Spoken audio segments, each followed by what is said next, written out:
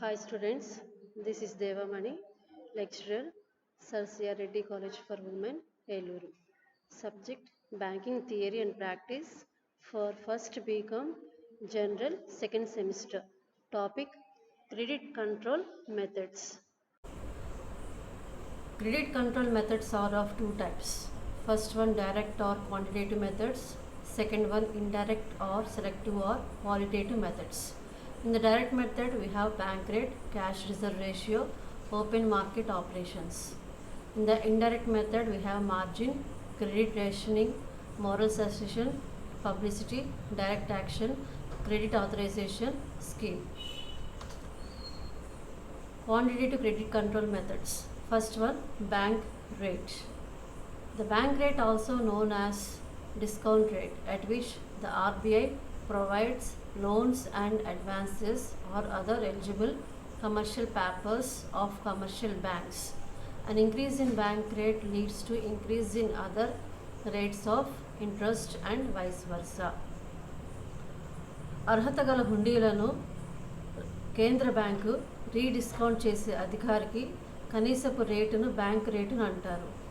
అలాగే కేంద్ర బ్యాంకు సభ్యులైన బ్యాంకులకు ఇచ్చే స్వల్పకాలిక రుణాల మీద వడ్డీ రేటును కూడా బ్యాంక్ రేటును అంటారు.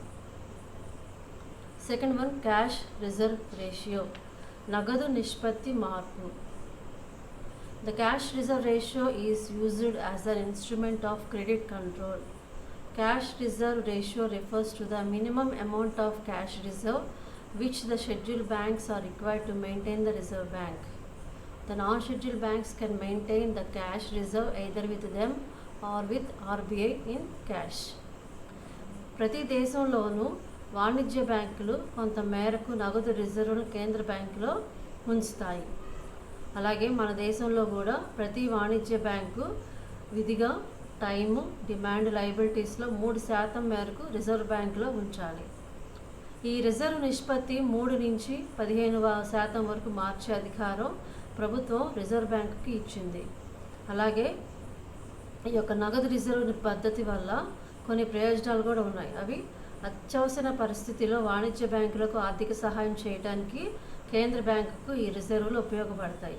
అలాగే బ్యాంకింగ్ వ్యవస్థను, లిక్విడిటీని పెంచడానికి ఈ పద్ధతి ఉపకరిస్తుంది. Next, open market operations. Open market వ్యవహారాలు. కేంద్ర బ్యాంకు కొనే లేదా అమ్మే సెక్యూరిటీల వ్యవహారాలను ఓపెన్ మార్కెట్ వ్యవహారాలు అంటారు. వీటికి ద్రవ్య సప్లై మీద, అలాగే పరపతి మీద ప్రత్యక్షమైన ప్రభావం ఉంటుంది. తద్వారా వడ్డీ రేట్ల మీద కూడా ప్రభావం ఉంటుంది. ఓపెన్ మార్కెట్ వ్యవహారాలు విజయవంతంగా జరగడానికి కొన్ని పరిస్థితులు అనుకూలంగా ఉండాలి. అవి దేశంలో విస్తృతమైన స్టాక్ ఎక్స్చేంజ్లు ఉండాలి. అలాగే కేంద్ర బ్యాంక్ వద్ద విరివిగా సెక్యూరిటీలు ఉండాలి. అలాగే వాణిజ్య బ్యాంకులు నేరుగా కేంద్ర బ్యాంకు నుంచి ద్రవ్య సహాయం పొందే పద్ధతి ఉండరాదు.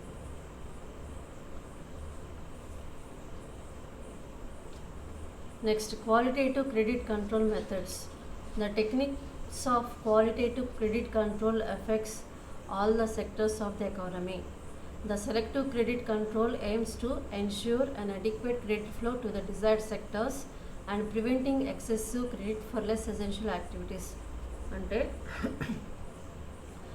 క్వాంటిటేటివ్ టెక్నిక్స్ ద్వారా ఏవైతే మన మెథడ్స్ చెప్పుకున్నామో ఆ మెథడ్స్ అన్నీ కూడా క్రెడిట్ కంట్రోల్ ద్వారా కొన్ని సెక్టార్స్కి ఎఫెక్ట్ అవుతుంది. అంటే క్రెడిట్ని కంట్రోల్ చేయడం ద్వారా కొన్ని సెక్టార్స్కి ఎఫెక్ట్ అవుతుంది.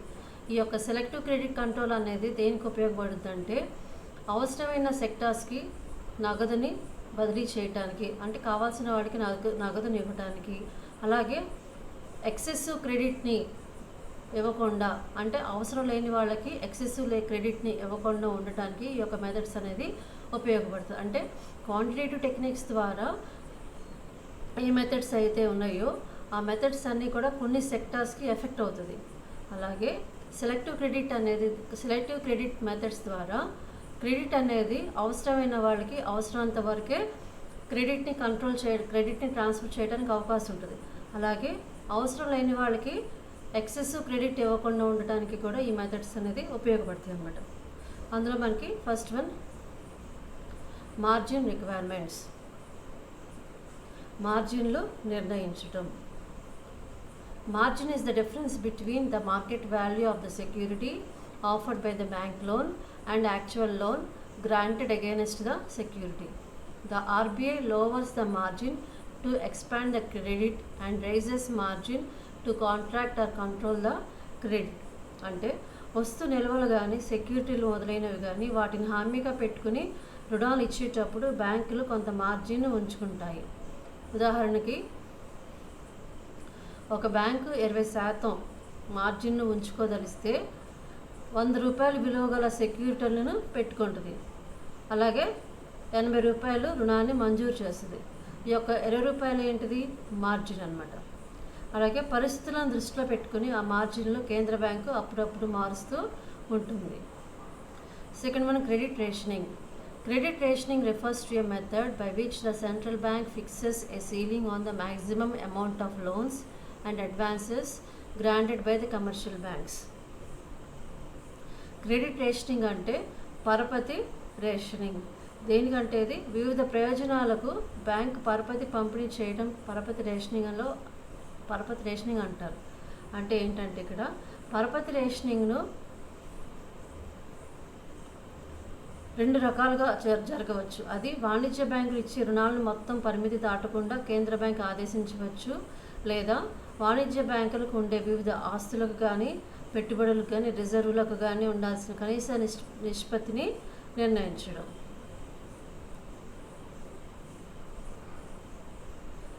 Third one, moral session. It means strengthening mutual confidence and understanding between the RBI and the banks. కేంద్ర బ్యాంకు నుంచి రుణాలు ఇక ముందు తీసుకోవద్దని, అలాగే అంతకుముందు తీసుకున్న రుణాలు ఏవైతే ఉన్నాయో దాని ద్వారా స్పెక్యులేషన్ వ్యాపారం చేయవద్దని, అవసరం లేని ప్రయోజనాలకు ద్రవ్యాన్ని సహాయం చేయవద్దని కేంద్ర బ్యాంకు వాణిజ్య బ్యాంకులకు ఇచ్చే సలహానే మోరల్ సెషన్ అంటారు. Fourth one, publicity. RBI uses publicity as an instrument of credit control. RBI also publishes monthly and annual reports on the trends of various sectors. So publicity అనేది కూడా ఒక క్రెడిట్ కంట్రోల్ ఇన్స్ట్రుమెంట్ అని అంటారు. So RBI publish చేసే reports ఏవైతే ఉన్నాయో, అది monthly కానీ యాన్యువల్ రిపోర్ట్స్ ఏవైతే ఉన్నాయో దాని ద్వారా వేరే సెక్టార్స్ యొక్క ట్రెండ్ అంటే చేంజెస్ అనేది దీని ద్వారా మనకి తెలుస్తుంది. అంటే వేరే సెక్టార్స్ అనేది వాటి యొక్క నిష్పత్తి రేషియో అనేది ఇంక్రీజ్ అయిందా డిక్రీజ్ అయిందా, ప్రజెంట్ ఏ పొజిషన్లో ఉన్నాయి అనేది కూడా ఈ యొక్క యాన్యువల్ రిపోర్ట్స్ ద్వారా తెలుస్తుంది అనమాట. ఈ యాన్యువల్ రిపోర్ట్స్ అనేది ఎవరు పబ్లిష్ చేస్తారు? ఆర్బీఐ పబ్లిష్ చేస్తారు. సో ఇది డేటా కలెక్ట్ చేసి ఆ డేటాని మంత్లీ కానీ యాన్యువల్గా కానీ ఆ డేటా అంతా కూడా ఈ రిపోర్ట్స్ ద్వారా పబ్లిష్ చేస్తుంది అనమాట. ఫిఫ్త్ వన్, డైరెక్ట్ యాక్షన్, ప్రత్యక్ష చర్య. It means the action taken by RBI on the banks which do not follow the line of policy dictated by the RBI. It is a corrective measure which puts pressure on the commercial banks to follow the RBI instructions. అంటే కేంద్ర bank ఆదేశాలను వాణిజ్య బ్యాంకులు కంపల్సరీగా పాటించాలి. ఒకవేళ పాటించకపోతే కేంద్ర బ్యాంకు ప్రత్యక్ష చర్యలకు పూనుకోవచ్చు.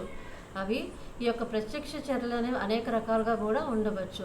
అవి ఏంటంటే పరిమితికి మించి తీసుకున్న రుణాల మీద అధిక వడ్డీ చేయవచ్చు, లేదా బిల్లులు కానీ రీడిస్కౌంట్లు కానీ సౌకర్యాలు ఏవైతే ఉన్నాయో అవి పరిమితం చేయవచ్చు. Sixth one, credit authorisation scheme.